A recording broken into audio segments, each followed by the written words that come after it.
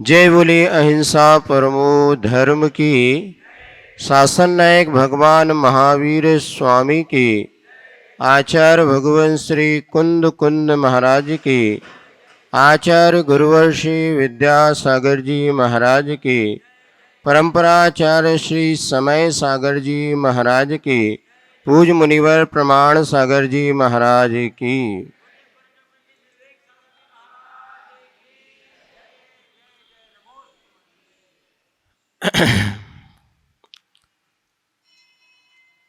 बहुत पहले गुरु जी के मुख से एक कहानी सुनी थी कि एक तालाब में एक कछुआ रहता था और कुछ हंस भी वहाँ पर रहते थे। आज सभा में कुछ बच्चे भी आए हैं, छुट्टियां हैं, तो कहानी के माध्यम से बात। एक कछुआ था और कुछ हंस वहाँ पर थे। और जब गर्मी का समय पड़ने लगा, तीव्र गर्मी होने लगी, जैसे आप लोग अनुभव कर रहे हैं, दिन प्रतिदिन गर्मी बढ़ रही है। मौसम ही गर्मी का है और गर्मी बढ़ना भी चाहिए, क्योंकि जब अच्छी तेज गर्मी पड़ेगी ना, तभी अच्छी जोरदार बारिश होगी। ध्यान रखना। बताओ, गर्मी पड़ना अच्छा है कि बुरा है? सूरज का तपना अच्छा है कि बुरा है?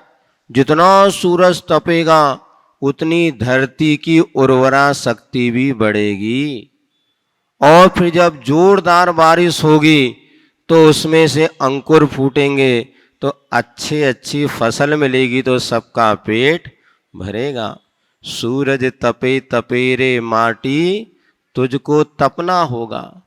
ये निश्चित मानना, जीवन का विकास यदि हम करना चाहते हैं तो हमें स्वयं को तपना सीखना होगा। और कभी भी जो कष्ट हमारे जीवन में आते हैं, ये हमेशा हमारे लिए हानिकारक नहीं होते, इससे हम और मजबूत बनते हैं।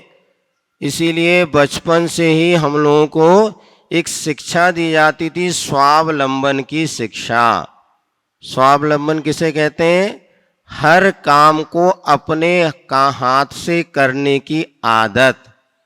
ये बचपन से सीखना चाहिए कि जैसे आपको प्यास लगी हो तो मम्मा पानी ले आओ, माँ को ऑर्डर देते नहीं, हम स्वयं उठ करके जाएं और अपने हाथ से पानी लेकर के पीना। अपने कपड़ों में भी जहाँ तक हो स्वयं उसको धोना।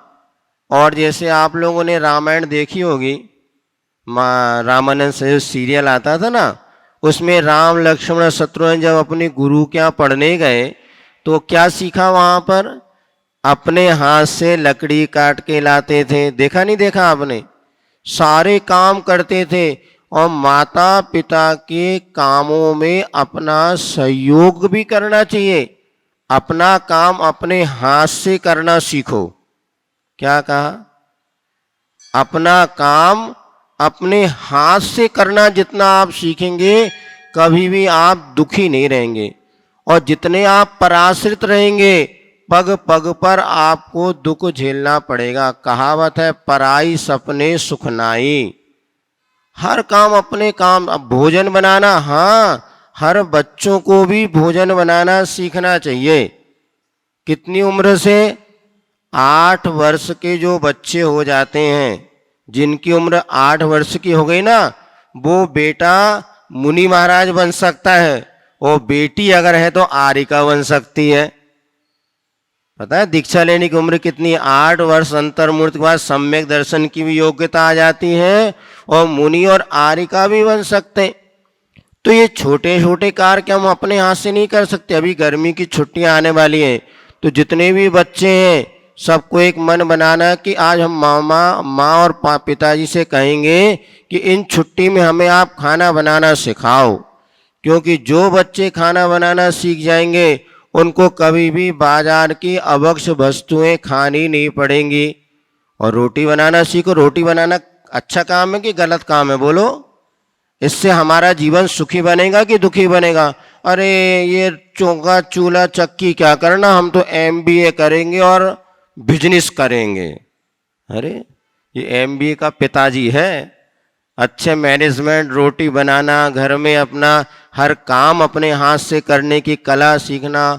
मम्मियाँ भी आजकल थोड़ी क्या हो गई हैं, बेटा तू तो पढ़ ले दिन भर ट्यूशन पढ़ ले, स्कूल पढ़। नहीं, इनसे बच्चों का जीवन नहीं बनेगा। हर ग्रह कार्य में सुकुशल होना। ये तो वहाँ पर सबको कहानी सुना रहे थे, वो जो तालाब की बात थी, तो वहाँ पे एक कछुआ था, हंस दे, गर्मी पड़ने लगी, इतनी गर्मी पड़ी कि तालाब का पानी सूखने लगा, पूरा सूखने लगा। तो हंस कहने लगे, भैया अब हम तो उड़ करके जा रहे, कहाँ? जहाँ पर पानी होगा उस तालाब में जाएंगे। अब कछुआ कहने लगा, भैया तुम दोनों तो चले जाओगे, मेरा क्या होगा? मैं तो बिन पानी के यहाँ पे तड़प तड़प के मर जाऊंगा। इतने दिन से मेरी और तुम्हारी दोस्ती थी, तुम मेरी कुछ मदद करो। हंसों ने सोचा अब हम कैसे मदद करें, क्योंकि हंस कैसे चलते हैं पता है आपको? उड़ करके वो तो एक दिन में बहुत दूरी पहुंच तय कर लेंगे, किंतु कछुआ तो कैसे चलता है? कहावत है कछुए की चाल। और एक कहानी भी सुनी ना कछुए की चाल। एक खरगोश और कछुए की रेस हुई, और आतिश ने मूक माटी में भी ये कविता दी है। एक कछुआ और खरगोश दोनों की जब रेस हुई तो कौन जीता? कछुआ जीता। क्यों जीता पता है? क्योंकि कछुए ने अपनी यात्रा निरंतर रखी। जब रेस हुआ तो दोनों ने, खरगोश ने सोचा कि मैं तो बहुत उछल कूद करने वाला हूँ, जल्दी पहुंच जाऊंगा, और उसने कहा अभी थोड़ी देर क्या कर लो, विश्राम कर लो। और जब वो लेट गया तो उसको लग गई, क्या लग गई? नींद लग गई। जब नींद लग गई तो इधर कछुआ तो धीरे धीरे चल रहा था, और चलते चलते कछुआ अपने लक्ष्य की ओर पहुंच गया, और खरगोश वहां पर सोता ही। आचार्य ने लिखा है, प्रमाद पथिक का परम शत्रु है। सोच तो रहे थे कल सुबह जल्दी उठ करके पूजन करें, अभिषेक करेंगे, पूजन करेंगे, अब पता चला 8 बजे तक नींद ही नहीं खुली। मम्मी ने जगा तो दिया था 7 बजे, किंतु फिर चादर ओढ़ के फिर लेट गए तो नींद लग गई। इसीलिए प्रमाद से बचो, प्रमाद पथिक का परम शत्रु है। ये पहली दूसरे की कहानी है, कक्षा में पढ़ी हुई, लेकिन हमारे लिए बहुत बड़ा संदेश देती है। और आचार्य महाराज ने मूक माटी में इसको उद्धृत करके इस कथा को तो अजर और अमर कर दिया, क्योंकि संतों के मुख से या संतों के जो अक्षरों से अगर लिपिबद्ध हो गई, वह कथा अमर हो गई। तो यहाँ पर कछुए तो बहुत धीरे चाल चलने वाले हैं, क्या होगा, कैसे मंजिल मिलेगी? तो वहाँ पर उन्होंने कहा, देखो भाई, हम अपनी मित्रता को निभा तो सकते हैं, किंतु आपको थोड़ा वाणी का संयम रखना पड़ेगा। कैसे संयम रखना पड़ेगा? बोले देखो भाई, हम क्या कर सकते हैं, हम तो तीव्र गति वाले हैं, और तुम ऐसे धीरे धीरे चलोगे तो मुश्किल है आप पहुंच पाओ।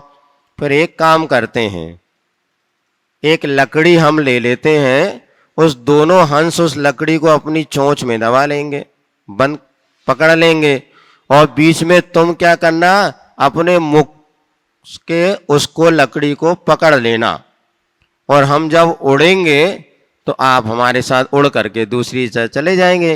पहले भी एरोप्लेन चलता था, इस प्रकार की तकनीक चलती थी, ये टेक्निक तो पहले भी थी, लेकिन बस आपको थोड़ा संयम रखना पड़ेगा।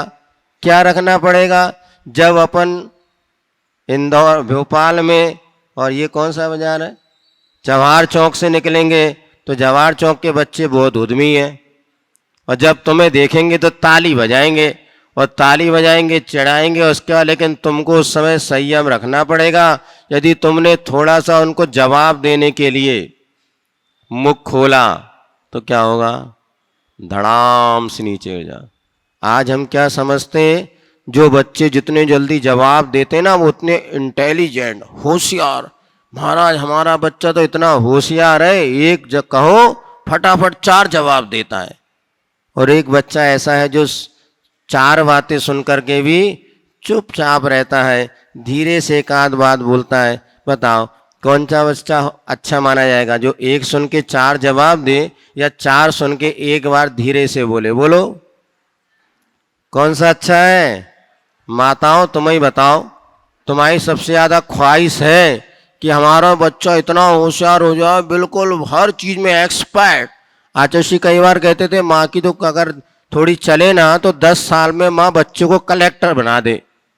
वो तो अभी एक कानून है भैया, इतना पढ़ना पड़ेगा, नहीं तो माँ की तो ऐसी इच्छा है कि बिल्कुल 10 साल का हुआ नहीं बच्चा और सारी विद्या सीख ले, गूगल बॉय बन जाए, चाणक्य जैसा है ना वो सर। लेकिन ध्यान रखना, जितनी कम उम्र में यदि ज़्यादा बुद्धि का विकास हो रहा है, समझ लेना जल्दी पागल होने के लक्षण प्रकट हो रहे हैं। जैसे एक बच्चे के 10 वर्ष की उम्र यदि बच्चे की है तो उसके शरीर का वजन कितना होना चाहिए बोलो? लगभग 20 या 25 किलो नॉर्मल। यदि उस बच्चे के शरीर का वजन 50 किलो हो जाए तो माँ को खुशी होगी कि टेंशन होगा? बोलो माताओं, टेंशन होगा ना। शरीर का वजन बढ़ जाए तो आपको टेंशन हो, दिमाग का वजन बढ़ जाए तो महाराज अबेकस भी सीखता है, डांस क्लास भी आता है, सब एक्टिविटी सब कुछ उसको आता है। ध्यान रखना ज़्यादा मत पढ़ा, मोर स्टडी मोर कन्फ्यूजन, बहुत जल्दी पागल होगा वो।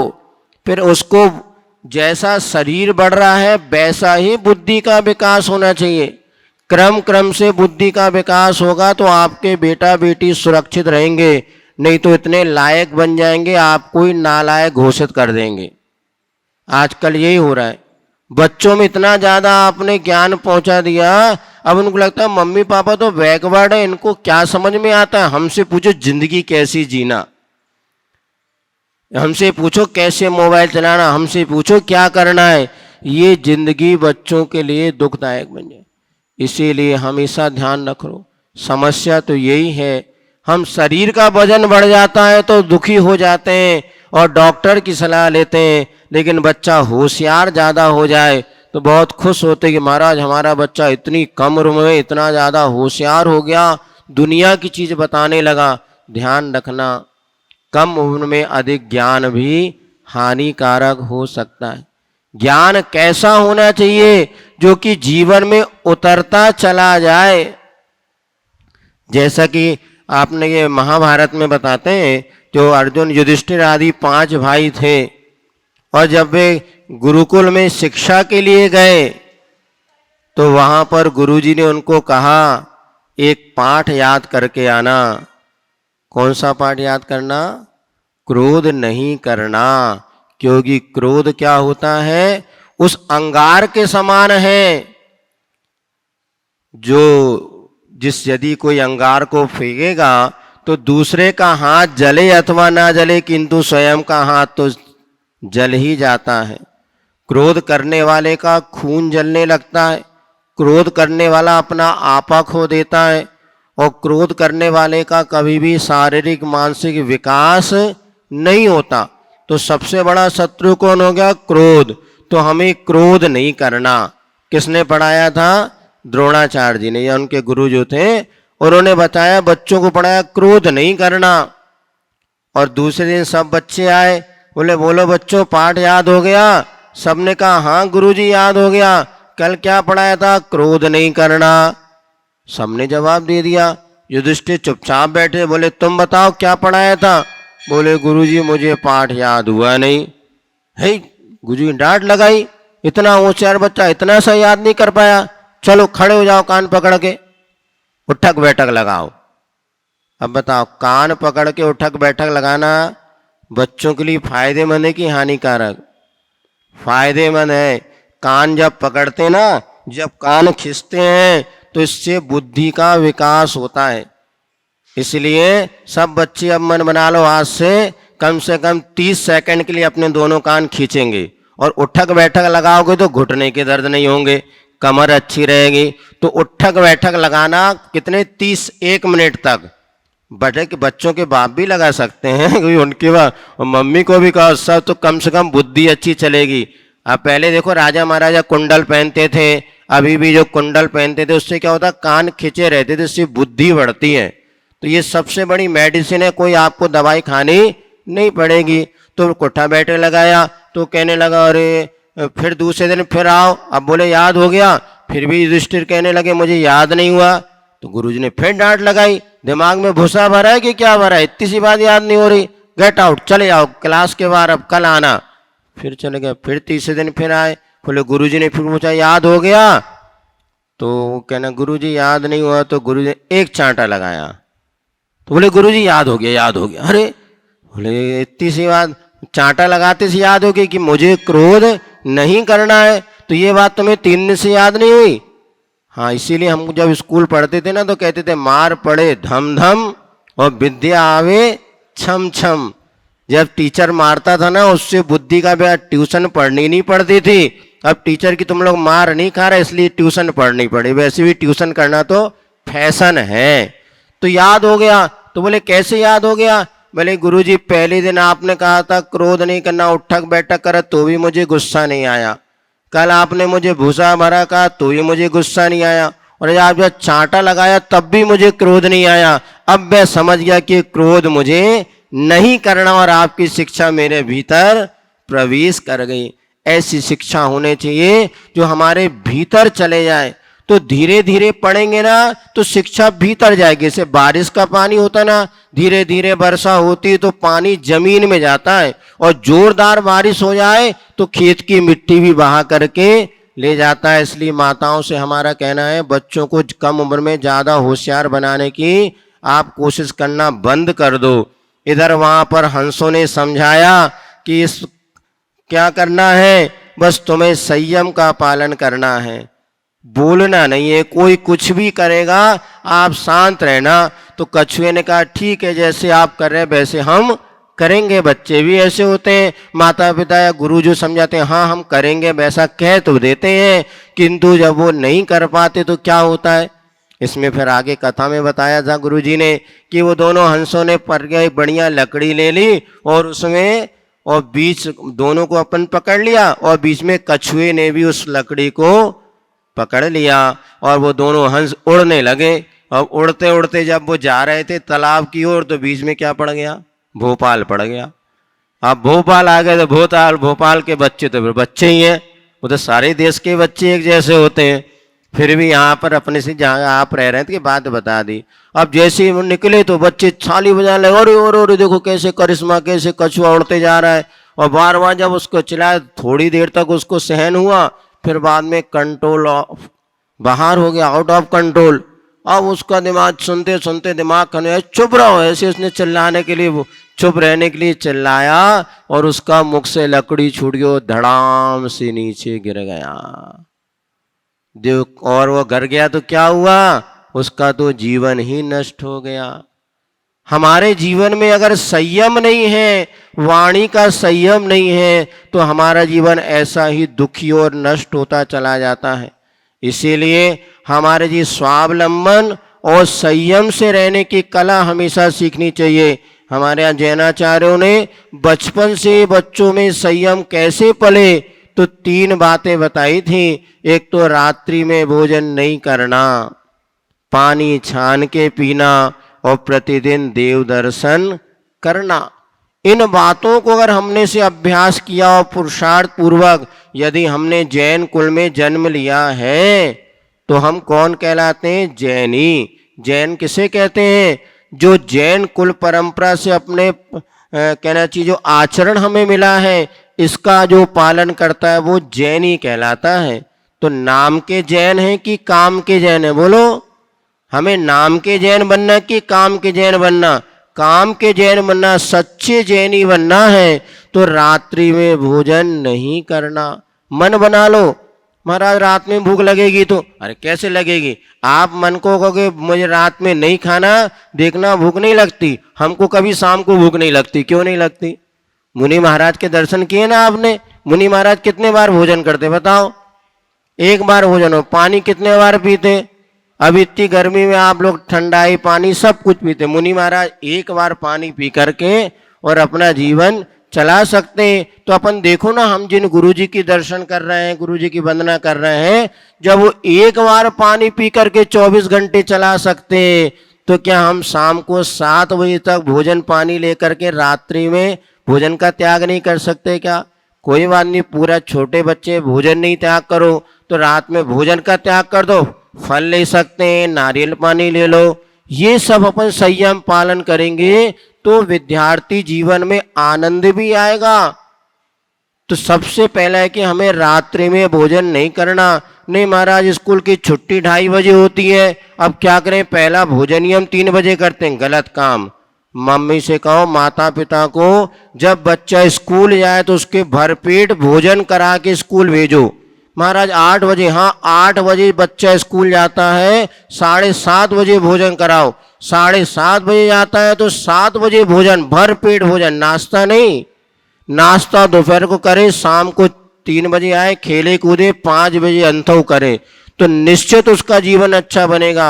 आज हमारे जैनत का मूलभूत संस्कार जो रात में भोजन नहीं करना, वही नष्ट हो रहा है। और वो जब नष्ट हो गया तो सारी की सारी परंपराएं नष्ट होती चली जाएंगी। इसलिए हर माता पिता को एक संकल्प करना चाहिए, हम बच्चों को जहाँ भी पढ़ाएं, जैसा भी पढ़ाएं, लेकिन उसको समय पर सबसे पहले भोजन कराइए। नाश्ता करने की हमारे यहाँ कोई परंपरा नहीं है, कोई आगम। सबसे पहले भोजन करो, दोपहर को नाश्ता करो, शाम को 5-6 बजे तक अंथो कर लो, फिर देखो जीवन आपका कैसा आनंदमय बनेगा। हम अपने जीवन को संयम में बनाएं और जीवन आनंदित व इसी मंगल भावना के साथ। बोली भगवान महावीर स्वामी की।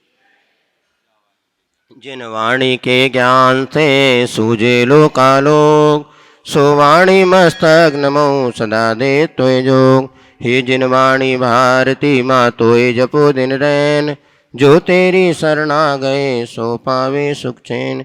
देव भजो अरिहंत को गुरु सेवा निर्गन, दया धर्म पालो सदा, यही मोक्ष का अपन कायु सर्गम करो।